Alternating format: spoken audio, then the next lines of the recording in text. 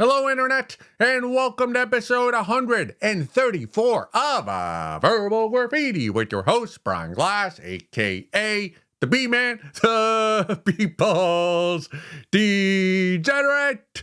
The Blacks make more noise at college graduation ceremonies than any other racial or ethnic or religious group. And I put those all together because I'm not sure.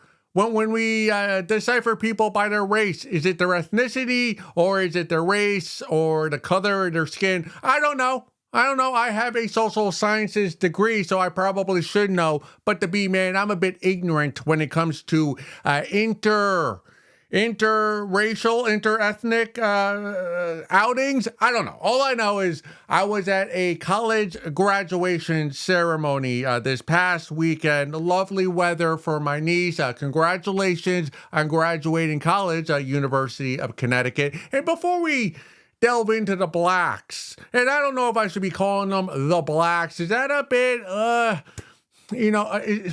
is that a term I should be using? I mean, they are black people. I'm white. You can call me whiteys, the whiteys. But I try to come in with a hot opening to grab your attention. But I tell you, I'm going to tell all you viewers and watchers and listeners of Verbal Graffiti what drew my attention at this commencement ceremony on a lovely Sunday afternoon on the campus of the University of Connecticut. And that was all. The newly graduate babes. I saw them pre-graduation because they were all like congregating in the middle of the campus. They had their caps and gowns, but all these babes who were about to walk across the stage, get their degree, their name called, and walk into their drudgery that is adulthood and having to find real employment. Hello, welcome to the other side. Anyways, so I'm on the campus.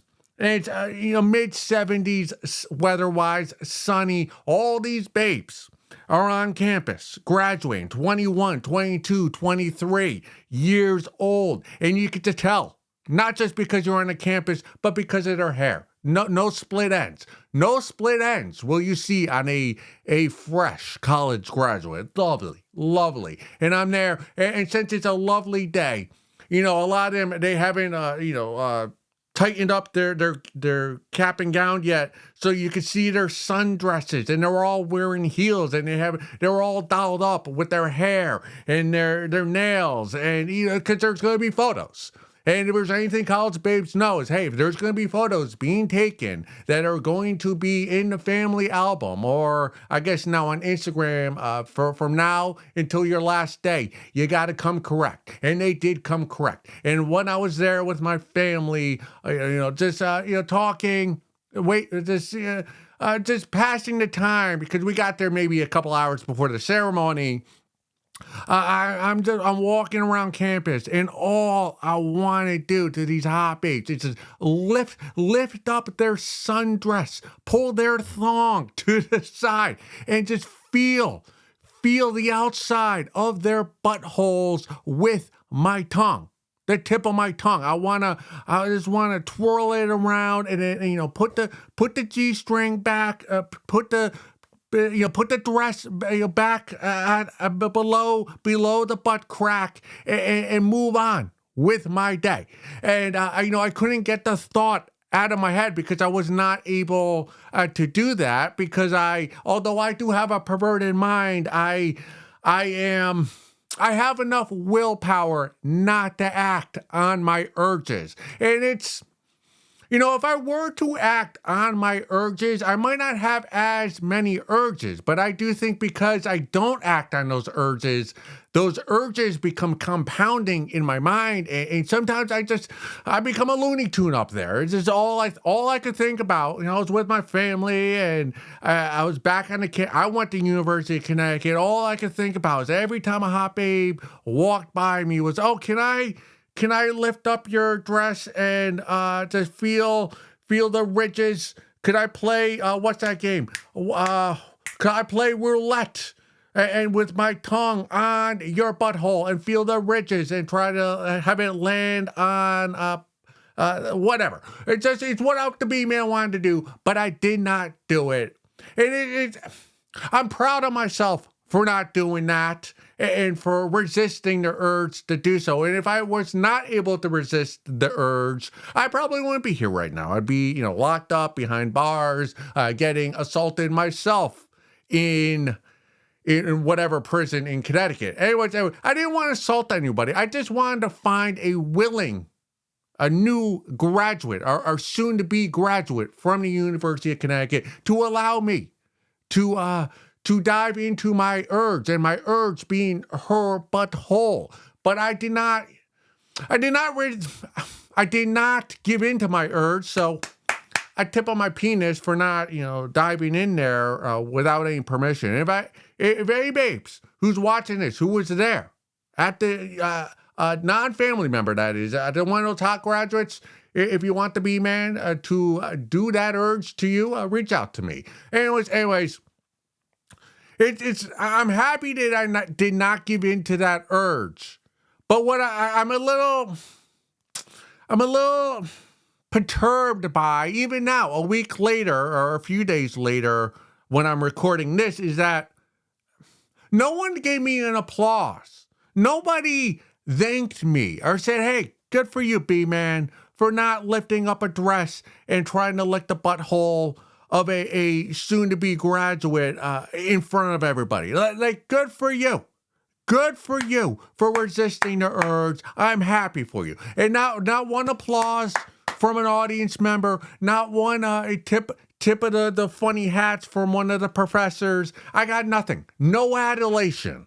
And that's what a larger theme that I've been thinking a lot of late the past week, other than these UConn graduates who wear thongs and sundresses to their graduation ceremony, is adulation. Fuck love. Fuck love. I don't want any love. If you love me, fine. Everybody, love is, you fall in and out of love. If I were ever to find a babe to have a relationship with, that was just the gods coming down from heaven to make me cough. Like, that's never going to happen. A baby's never going to want to be in a relationship with you, B-man. But if there were a babe to be with me, I would not want her to love me. If you love me, that's nice. But what the B-man wants from you is adulation. I want you to get down on your knees and be thankful every day that you get to spend one more waking moment with the B-man and be appreciative of that and adulate me and what I do for you and the happiness that I provide to your life. That's what I want. I want adulation, love. I could take it or leave it, but what I want from a hot babe, busty Latina between the age of 23 and 28 is adulation, love, and anyways, but we will. The blacks making noise. You know what? We've had a pretty long open. We will talk about the black families inside a Gamble Pavilion in the second segment of episode 134. There's a tease for you. But before we do that, let's get to something I found on Reddit that we can discuss and try to have some fun with. That's what we do here at Verbal Graffiti. And again, to my niece and all her friends, congratulations on being college graduates. All right.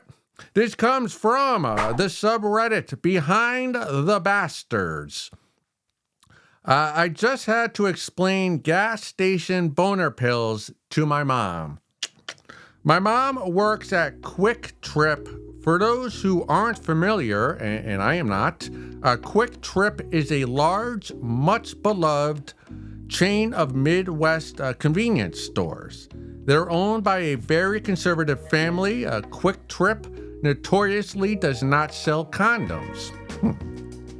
Yesterday, someone came in asking for blue juice. This is apparently being slang for Viagra.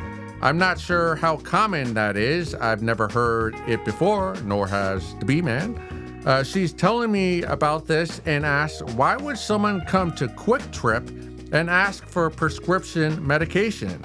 And I say, oh, Mom, he was looking for gas station boner pills.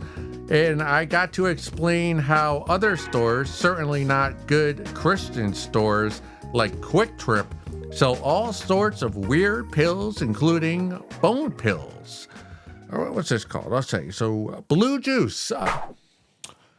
Well, before we get to the interaction between your mother and your mother's the patron at Quick Trip, I want to give a tip of my penis to Quick Trip for not providing condoms, right?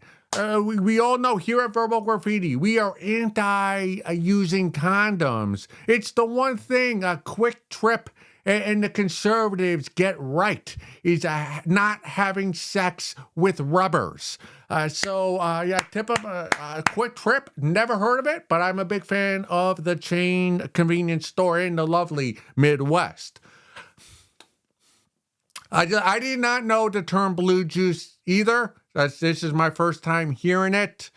I don't. My only thought okay, stumbling over my words, but if you're using a slang term like blue juice to describe the Viagra that you are using, you will never get over your erectile dysfunction. You will have problems popping a boner drug-free the rest of your life. Do know that. So if you're using a slang term like blue juice for whatever dick pill you're using, you're in dire straits, and it ain't getting any better anytime soon.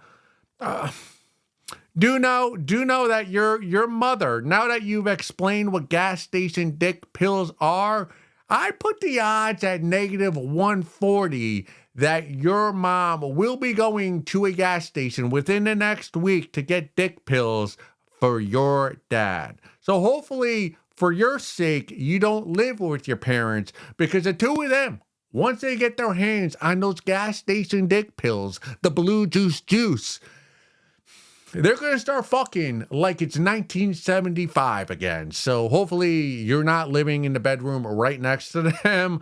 I must admit, I took Cialis last night. This is a funny side story that kind of relates to your mother and her dick pills that are not sold at Quick Trip along with condoms. I was talking to this babe on Instagram via DMs. I use her as my muse. She's moving to Mexico pretty soon. The chances of me ever having intercourse with her, I've just accepted the fact that the chances are very minimal. It's probably never going to happen. But anyways, it was like at midnight, and she was texting me a lot about losing her job. So I was like, whatever. I'm gonna go goon. And her immediate response was, good night. I found that to be that's not the response I would give. If a babe had told me via DM that, hey, I'm about to go goon, masturbate, I'll chat with you later, I'd start peppering her with questions like, well, what are you gonna goon to? What kind of smut are you watching? What are you using the Hitachi wand? Like, what's the environment like? Are you lighting some candles? Do you do it in the shower? Do you do it in the bed? Lights off, on? Like, I want to know details. But this babe's response to me when I said I was gonna goon was good night. End of the conversation. Maybe that's the difference between the sexes. The studs and the gals. I don't know. I found that a little like, that's weird.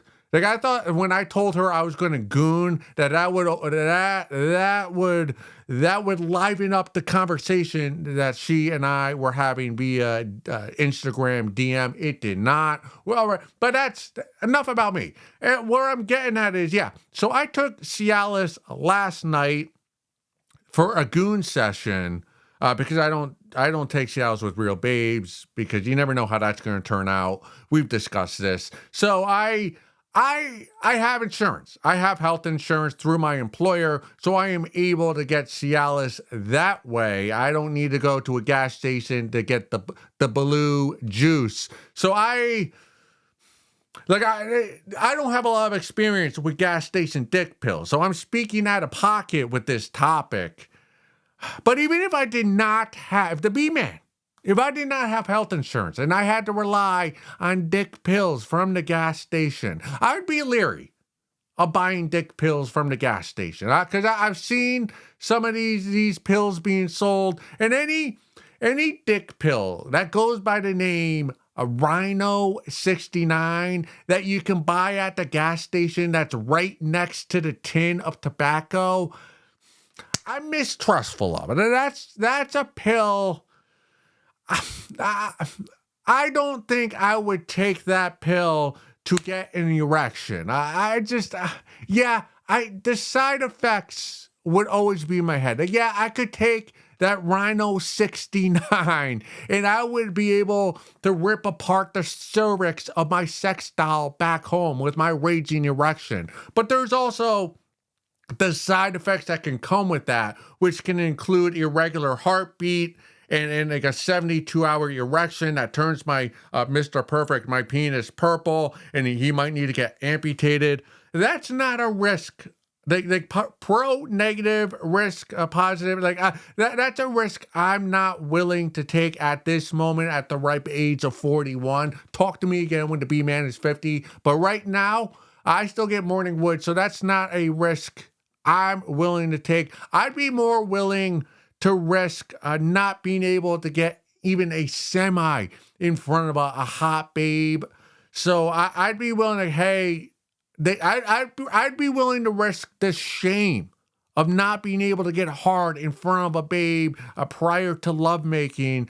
I'd just be willing to, hey, Mr. Perfect, he ain't working. How about I go finger pop you so you can get off behind the gas station dumpster? I'd be more willing to risk that embarrassment than taking a Rhino 69 gas station dick pill and possibly have Mr. Perfect turn purple because he can't get rid of that erection. That's just me. There was a time, the B-man, last year, my brother, he was traveling for work and he brought back like those ketchup packets that you get at McDonald's. It was that kind of shape, but it was some dick cream thing that he got from Dubai, and he gave it to me. So this is a magical dick cream. It makes you hard and longer.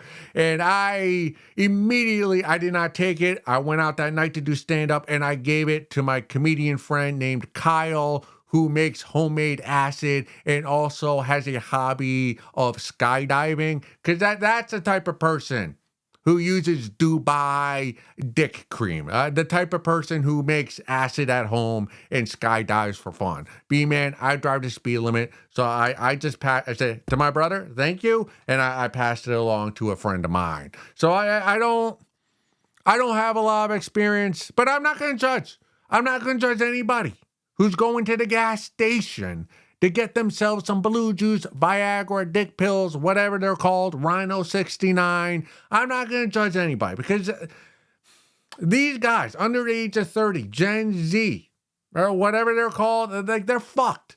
Their bodies are totaled. All right, you might as well take any John under the age of 30, you might as well just throw them in the junkyard and sell them for spare parts because they've been seeing hardcore pornography since the age of 8 years old on their phone. There's not a day that's gone by since the year 2010 where they haven't seen a floozy getting double penetrated while tied to a radiator. It's like, how can you expect... when you have like a 23-year-old John right now, and he's been watching smut on his phone every day. He's just been watching these floozies just get their bodies mangled by BBCs, those big black cocks, and they're getting facials, and to them, you ask someone from Gen Z what normal sex is, and they'll tell you, oh yeah, it's when mascara is running down the babe's face and she's crying, and there's just a group of people that's doing bukkake to her. They think that, oh, that's love making. Like their mind is so warped that it's almost impossible to get any serotonin from it. So yeah, they need to use dick pills. So I'm not going to blame any Chad, John, Gen Z, who's got to go to a gas station and ask the Indian guy behind the counter for a little blue juice, a little Rhino 69. Like I'm not going to shame a fellow John for having to do that. And since so many guys, Johns, Gen Z, need to use medical assistance pills to get themselves erect, you should not have to have an interaction with the Indian guy at the gas station. There should be some type of vending machine. A month ago, I went to the gas station. I bought a 3-pack of condoms, and the Indian guy behind the counter, he gave me a sly nod, a tip of the head, like, "Hey, good for you." And I wasn't even making love that night. I haven't made love in forever. I was just using the condoms for a video, not a smut video, just a comedy video. Like I wanted it in the background as part of the scenery, but it's a little embarrassing having to buy dick pills or condoms from the Indian guy behind the counter. So we should have vending machines like they have in Japan, where you can buy the blue juice or the condoms or tampons or whatever whips and chains, whatever. You should not have to interact with a middleman when you're getting whatever you need for lovemaking with your sex doll or a real human being. So, what else can I say? Like, hey, dick pills, we all need them. So, if you got any of that blue juice, hit up the B-Man, because I want to try it. Let's go look at a video.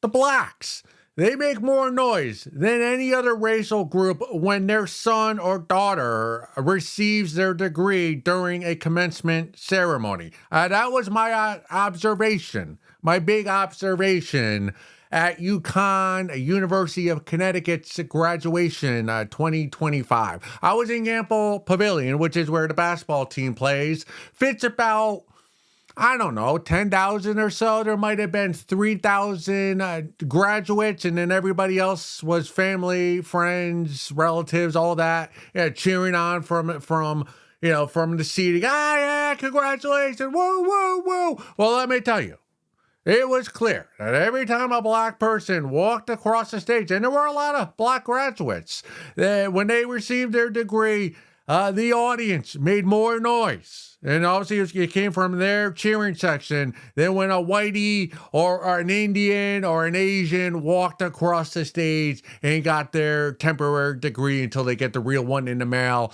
it was very evident.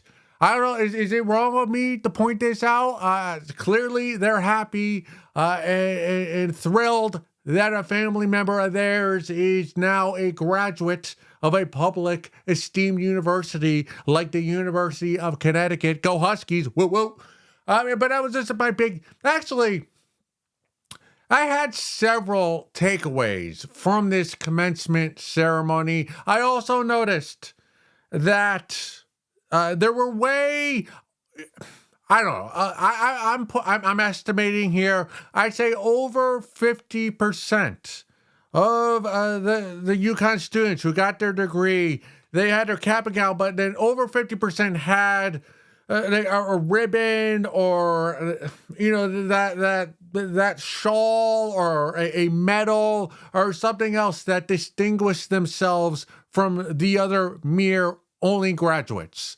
And it is almost like so many of these newly grads had something over the gown to represent, whether it was an academic group or a sorority or some type of club or achievement, that it felt like I was watching a special Olympics ceremony. It's like everybody gets a medal, everybody gets a ribbon. It was almost like too many people had the medals and the ribbons and the sticks to put over their gown, where to me, they became meaningless. UConn, I can't speak for any other universities, but for the ceremony the B-Man was at, for me, the B-Man, to UConn administration, you gotta be more judicious with giving out those medals and those ribbons that you allow your graduates to wear. Far too many of those graduates had. It was almost Special Olympics. Like some of these people walked across the stage, you would have thought they were like a military 4-star general. That's how many ribbons and medals and pennants that they had on their gown. It was becoming comical. All right, it was like, how many layers of clothing, of accomplishments can you put on while you walk across the stage? But clearly, back to the main point, the blacks have more fun with their graduation ceremonies than the whiteys and the Asians and the Indians and all the other groups that I had a difficult time deciphering. So clearly the blacks, they get the medal for being the loudest and the most boisterous when their loved one walks across the stage. Gotta admit, commencement ceremonies, bit of a snooze fest. You get the national anthem, national anthem, the president speaks, the valedictorian, and then the guest speaker. Oh, I need more titillation. The B-Man, can we not have some musicians? Can we not have a comedy act? The B-Man, I'm a UConn grad. How come they never reach out to me to do an act for the graduates, right? They're 21. They have their degree. They can listen to some R-rated smut blue material. They should reach out to me. Or I could, not me, I know some comics who would kill in that venue. How about a petting zoo? Some type of, I don't know, some kind of dance routine. Can we get some go-go dancers? Get some of the UConn dance team out there? It was very bland. It was very boring. This is what everybody who's in the crowd, like watching the ceremony, this is all. You care about your person in your family walking across the stage, you cheer, and immediately you want to leave. But you don't, because you got to wait till the end where you think they're going to throw the cap up, but they don't, because they want to get their money back for it. But all I'm saying to all the administrators, come on, you're making hundreds of thousands of dollars off of taxpayer dollars, right? Why not liven up a commencement ceremony? A zoo, music, America's Got Talent. Like, you got 3,000 graduates right there. Clearly, some of them have to have some talent, entertaining gig that they can do for us in the crowd. But no, it's just a few speeches. Then they just wait an hour and a half by 3,000 people get their names called. And the only enjoyment you get is when the esteemed professor mispronounces a difficult name. That's the only thing you have to look forward to during the graduation ceremony. So come on, UConn, step your game up, because I got more graduations to go to the next few years. So I want a production, right? If you're going to have it in Campbell Pavilion, right, a basketball arena, I want something that should command the audience of 10,000 people, other than just a few boring speeches. All right, moving it along. This comes from the subreddit, Sex Workers. Is my mic on? Yes, it is. Had a threesome with 2 sex workers, but a third one wanted a peek. Ooh. So a few hours ago, I revisited 2 girls in a brothel. Okay. All was going great. Paid them, took a shower while they got ready, had amazing sex, and because we had like 15 minutes remaining, they offered me a massage. I never had a 4-hand massage, so I didn't say no. Laid on my stomach with my manhood between my legs and enjoyed the massage. One was working my legs, the other my back while they were talking in Chinese, so I don't know what's about. When suddenly a knock on the door, followed by footsteps. A third gal, also a sex worker I assume, came inside, looked through a cabinet for a few minutes. One of the sex workers asked if it was all right with her being here, which, yeah, a bit weird, but okay. The third one then came closer to the top of the bed and looked at me.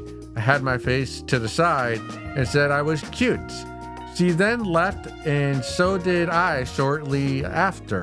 But this got a good chuckle out of me. Laughing emoji, TLDR, had a threesome and then a massage until a third girl came in and said I was cute before leaving.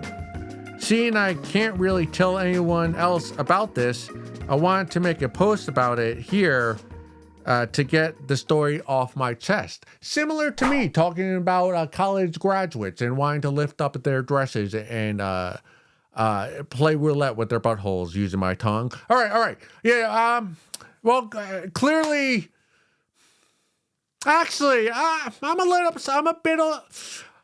more than a bit. I'm upset with you, right? From one John to another, you don't disclose where this brothel, massage, rub and tug place is. I expect more from a fellow John. So next time you brag about having a threesome, almost a foursome at a brothel, we would like to know the location, or at least the city block of where this all went down. So some of us Johns know where to go out into the world.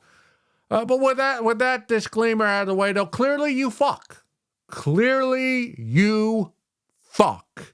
All the evidence points to you knowing how to fuck. You know how to dick down. You know how to lay pipe. You know how to pound those Chinese prostitutes into submission. Because I've never been to a brothel or a rub and tug, but I do think if I as soon as I, and my jizz goes all over my stomach, or right underneath my stomach, because I don't shoot my loads very far. But once you get the, like I got to imagine the 2 prostitutes, the 2 whores would kick me out the door, never to be seen again.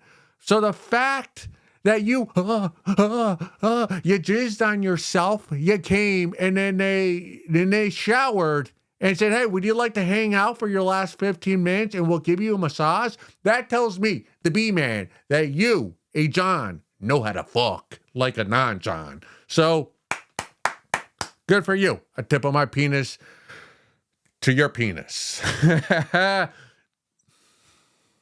What's the play here? Oh, first of all, I should also say, I'm not a massage guy. Above board, non-rub and tug. I've never been to a massage. So I would not want to get a 4-handed massage from 2 prostitutes, even without the happy ending. It's like, dude, there'd be too many hands on me. It'd feel too much like tentacle, octopus-like. It'd make me feel uncomfortable just having 4 Asian Chinese hands trying to rub into my deep tissues. Too much hand movement, too much pressure, points being touched at the same time. So no thank you. As for masseuse working on me. Enough about me. But you, clearly the play for you is once you left, you should have just loitered outside of the brothel, smoked cigs, and wait till the whore that called you a cutie patootie to come outside when her shift was over. That way, oh, hey, remember me? I was a cutie patootie. Getting the double massage. You thought I was cutie patootie. Strike up a conversation, light her cigarette for her. That's very romantic, very cinematic. You make her laugh, and then you bring her back to your place because she thinks you're a cutie patootie. And that way she can give you gonorrhea in the comfort of your own full-size bed. That is the play. All right. That is the play. You should know this. You seem it's very odd that you don't have any friends that you can share this story with, because it does seem from your post on Reddit that it does seem like you're John. It does seem like you were treating this brothel as though you had a membership, like this was a country club. You seemed very at ease there. You said it was not the first time you've been to this venue, so clearly you like to fuck prostitutes in brothels. So what I'm trying to get at here, that's a long-winded way of the B-Man saying, it seems to me that you're part of the lifestyle, and as such, it just seems to me, as someone who's not in that part of that, as much as I talk about Johns and whores, I'm not part of that lifestyle. But it does seem to me that if you're part of that lifestyle and you're as comfortable with being in that lifestyle as you are, that you would have friends that you could discuss your antics with and laugh and share stories. So I find it very peculiar that you don't have friends that you're comfortable with sharing your accomplishments at this brothel with, because I'm not a brothel guy. I call myself a John, but I'm not actually a below board John. Like I pay taxes, right? To be man, I pay taxes for any sexual deeds that are done. But even me, as somebody who's above board, I have friends I can share sexual endeavors with. Anytime I grab a pair of panties, steal a pair of panties from a babe I've been with, I show photos of those panties with all my friends. I have friends who tell me all about the rub and tugs in New Haven and Manhattan. And my buddy Ben Ortiz, back when he was a sex addict, he used to tell me about all the whores, the street hookers he'd get on Ferry Street in New Haven. All I'm saying is, and I'm not part of the lifestyle, and I have friends that I can laugh and share stories with. That's what you need to work on more than anything else. More so than getting the Chinese prostitute who thinks you're cute to get her back to your studio apartment. You need to find a friend group that you can laugh and giggle with about your misdeeds in this underground brothel. And also, we'll end it with this. I'm not a brothel guy. I'm not a sex worker guy. The language barrier, does that not bother you? Or does that not, do you not have as much fun as you think you might be able to because of the language barrier? Clearly you don't speak Chinese, and your workers do. So I like dirty talk. So if I were to pay a sex worker, a prostitute, a whore to have sex with me for a good wage, and then I wanted to dirty talk her, but she only spoke Chinese. So my dirty talk, like when I told her, oh, here's a toothbrush, get on all fours and scrub the floor. Or you're so dirty, your face doesn't deserve my cum. Right? I'm going to come in your mother's Skechers. Her sneakers, I'm going to come inside of those. Wipe that smile off your face, or else I'm going to throw you in the dumpster behind a Chinese restaurant. Right? Like things like that. Right? When you're talking dirty to her and she doesn't understand what you're saying and you don't understand her response, it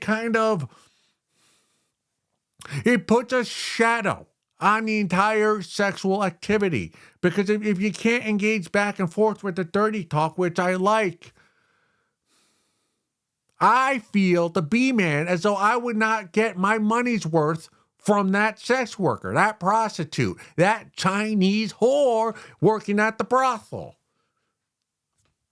Maybe that's just me. Maybe the language barrier doesn't affect your lovemaking with those prostitutes. Hey, but good for you. You're a good-looking Chad. You're having threesomes at brothels. A fourth one thinks you're a cutie patootie. Who's got a better life than you? All right, let's continue reading A Salesman's Wife by the famous author John Lawrence. We are at the beginning of chapter 7, I think.